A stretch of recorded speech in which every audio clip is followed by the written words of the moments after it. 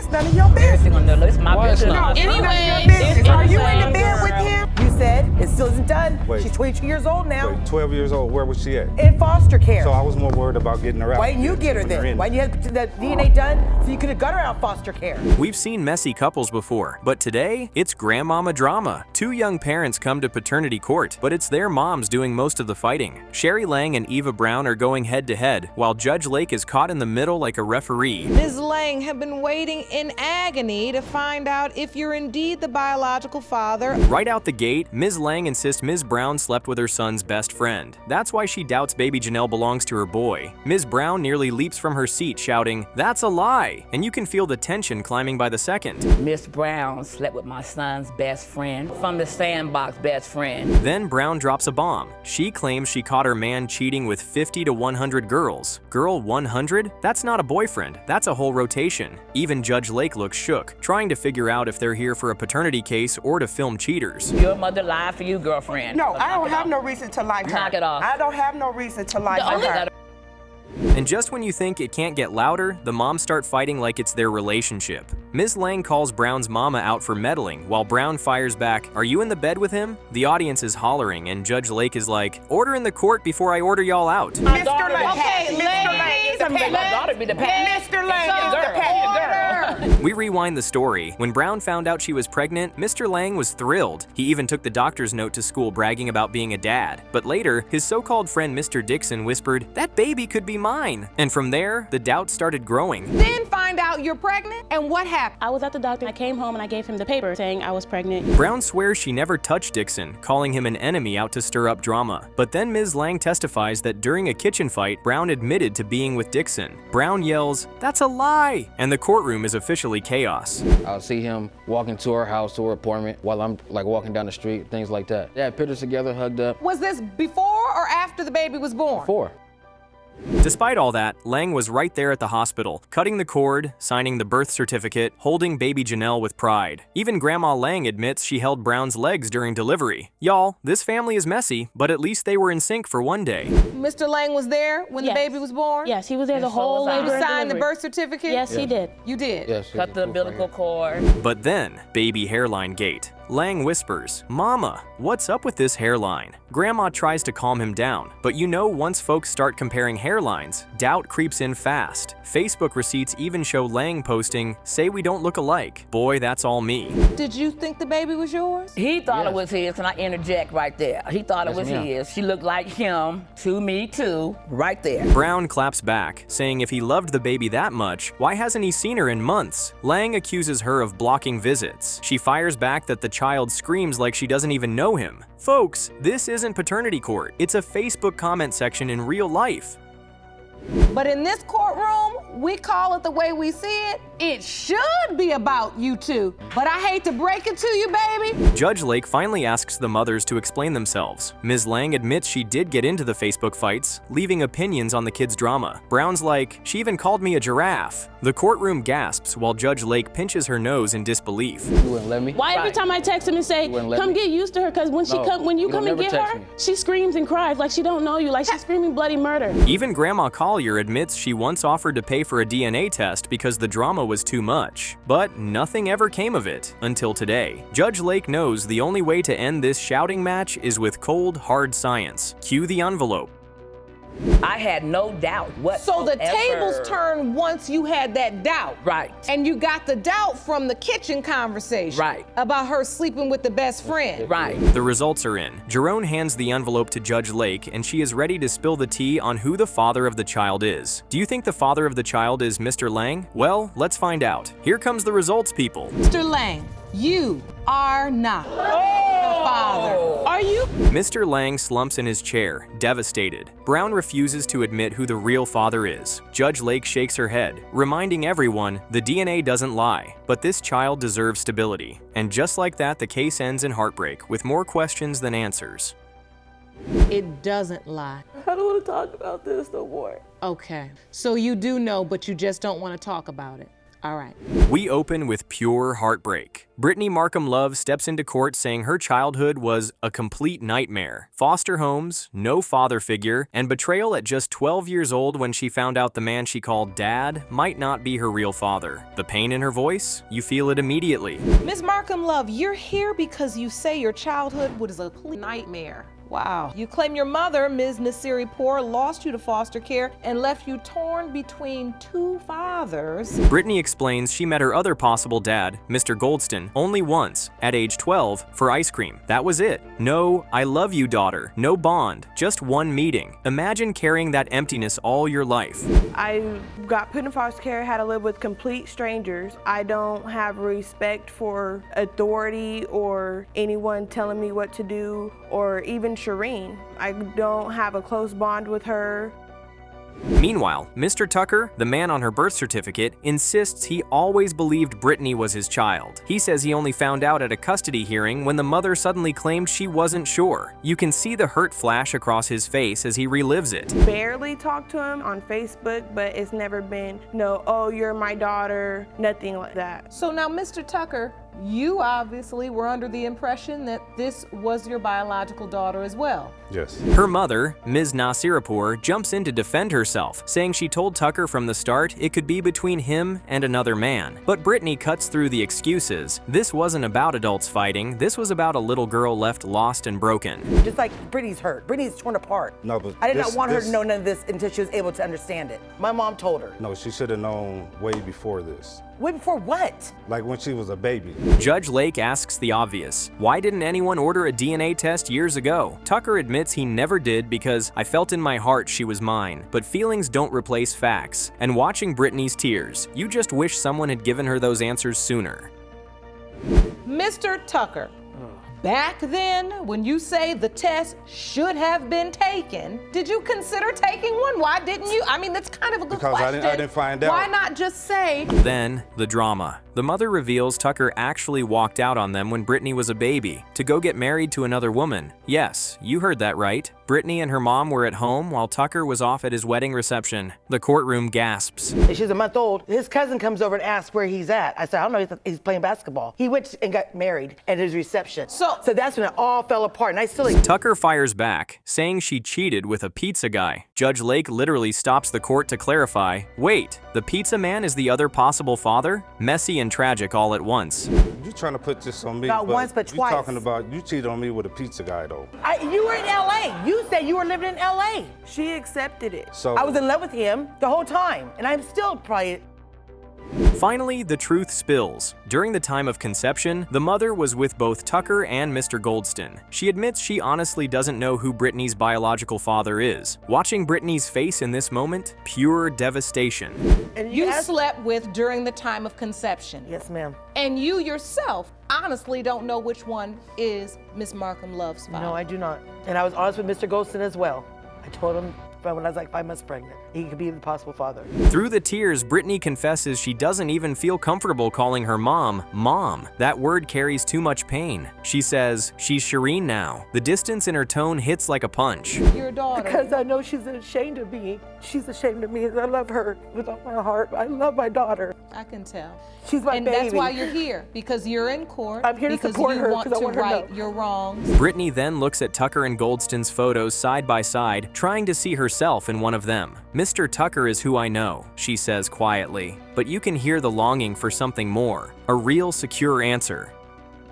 As you look at these two pictures here, what do you see of yourself? It's like you're going back and forth between Mr. Goldston on the left and Mr. Tucker on the right. Tucker gets emotional, admitting he feels she's his daughter regardless, but the uncertainty has broken him too. Even after decades, this man is holding back tears. And you realize, this isn't just Brittany's trauma, it's everyone's. My parental rights was forfeited. She didn't want to do the classes. And so, You wasn't there, you don't know what I did. I was there every week to see my daughter, and if I couldn't make it, I called her. And do you remember that time? At last, Judge Lake calls for the DNA results. The courtroom holds its breath. Finally, the DNA tests are here. It's time to find out the truth about this case and who the actual father is. There's been lies and heavy truth bombs. Now let's get down to the bottom. Who do you think the father is? As it pertains to the paternity of Miss Brittany Markham Love, it has been determined that Mr. Goldston is not her father.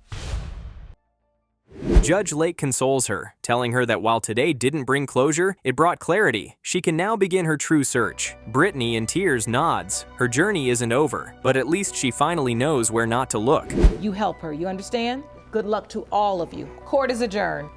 Jerome, can you please escort Miss Markham Love up to the bench? Yes. Sometimes as mothers, we have the strength to do things that we may not even have the strength to do for ourselves. You know that feeling, right? Kayla Brown enters paternity court with her adoptive mom by her side, stunned after being contacted by a man she never knew, claiming to be her birth father. Imagine scrolling Instagram one day and suddenly finding out your entire life story might not be what you thought. Ms. Brown, you stand before the court with your mother, Alicia Brown. You say your world was recently turned upside down when you were contacted by a man whom you've never even heard of before, claiming to be your birth father.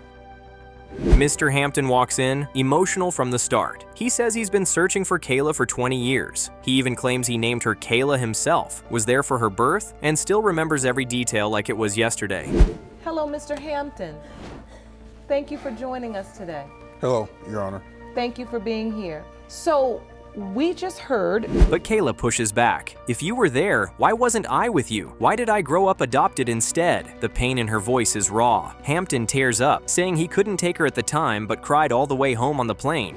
I'm just being honest. Your mother was going through some problems. I had the opportunity to take you when I met her at the mall. I didn't know whether she wanted me to take you permanently. I couldn't take you at the time. I had to go back to Seattle. Then Hampton presents proof. Photos of him with Kayla's birth mom, even holding a baby he swears is her. He's kept them for 2 decades, waiting for this day. Judge Lake studies the photos, and Kayla admits, that baby does kind of look like me.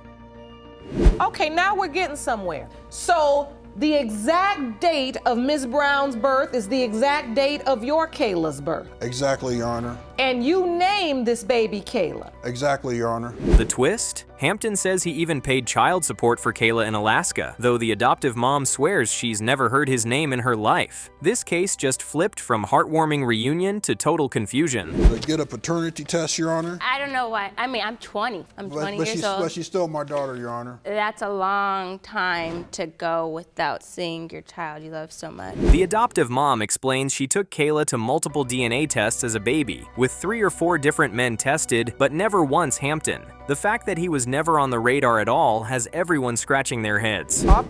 We had her from the time she was 3 weeks old. She came to us. Normally, we're foster parents, and I normally wouldn't take an infant in because I knew I'd be attached to them.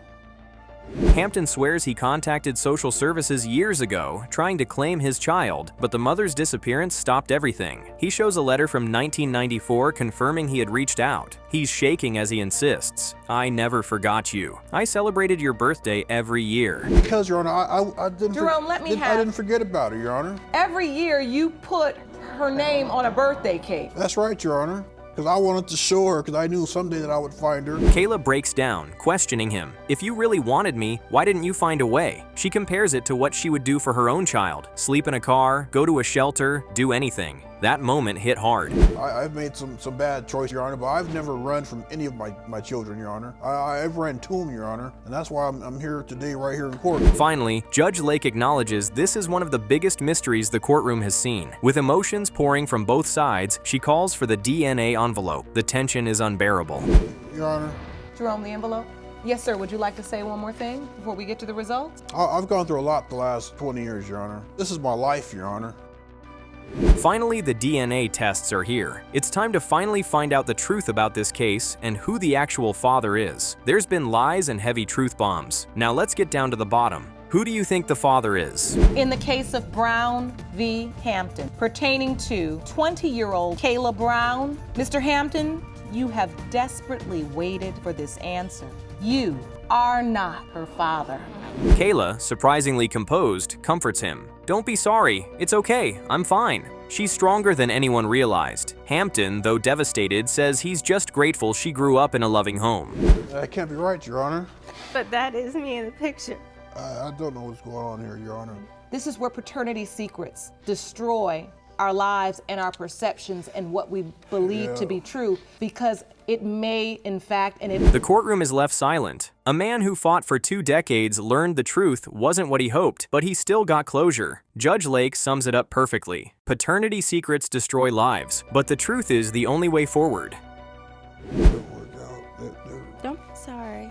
It's okay. I'm good. I'm fine. And that's what he wanted to know. Exactly, Your Honor. So with that said, court is adjourned. Ms. Montoya and her son, Gregory Sensabaugh, waste no time accusing Ms. Brown of telling multiple lies about who fathered her daughter. Gregory looks ready to burst when Ms. Brown openly admits she has lied before. This isn't just courtroom drama, it's generational drama, with a mother stepping in to defend her son at every turn. Can you feel the tension already? Ms. Brown, you admit to lying about the paternity of your daughter to both plaintiffs. Yes, Your Honor. You say you realize they no longer believe anything you say, and you're hoping today's results will finally uncover the truth. When Judge Lauren digs into how the relationship ended, Ms. Brown claims she left Gregory because he was too attached to his mom. Gregory snaps back, clearly insulted. But the kicker, she says they were supposed to move in together. She even had an apartment ready to sign for, and he just ghosted her on signing day. Talk about a plot twist before the baby was even in the picture.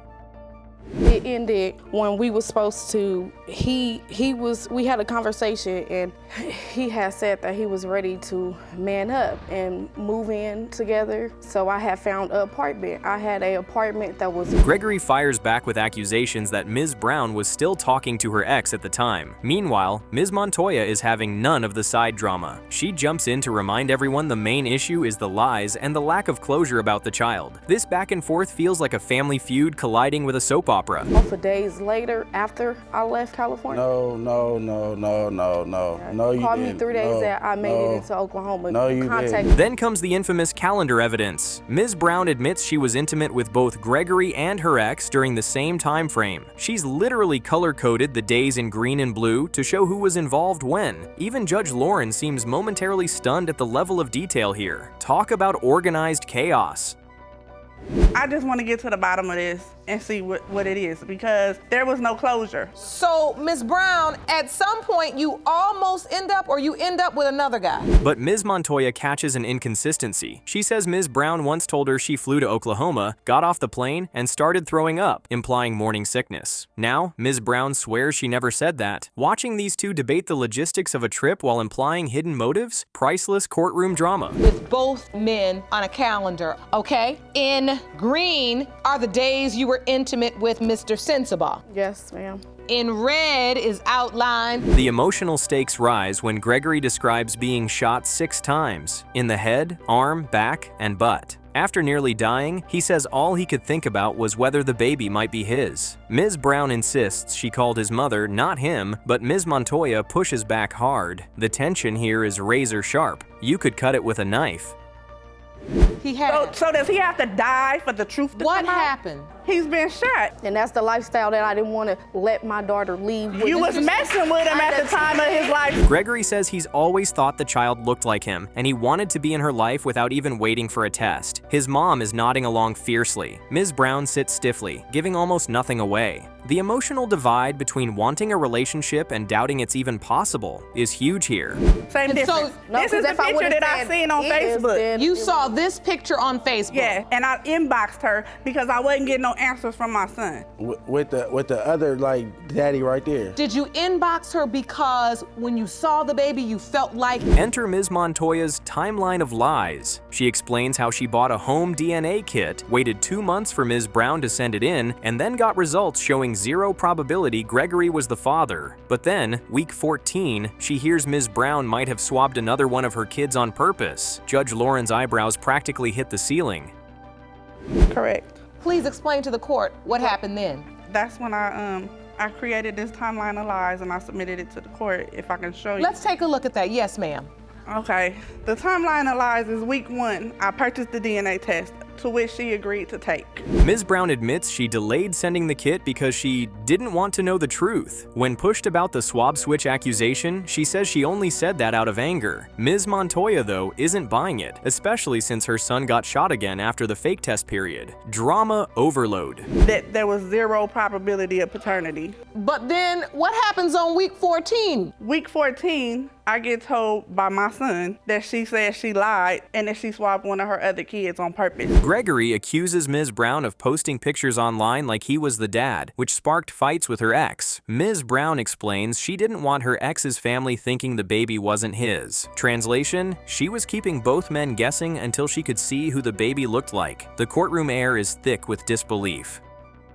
Okay, I'm posting them on Facebook, Instagram, or whatever, like this is my baby, like you like this, like it's my baby, like showing everybody. So she called me like, why would you do that? Why would you do that? Why would you do that? Now you getting like, now I'm going through all this because his family member seen. Finally, Judge Lauren reaches for the envelope. The tension is suffocating. Gregory leans forward, his mother stares straight ahead, and Ms. Brown braces herself. The results? Let's see who it's going to be. It's been one hell of a ride in this courtroom, and I'm sure everyone is dying to know who the real father of the child is. It has been determined by this court. Mr. Sensabaugh, you are not father.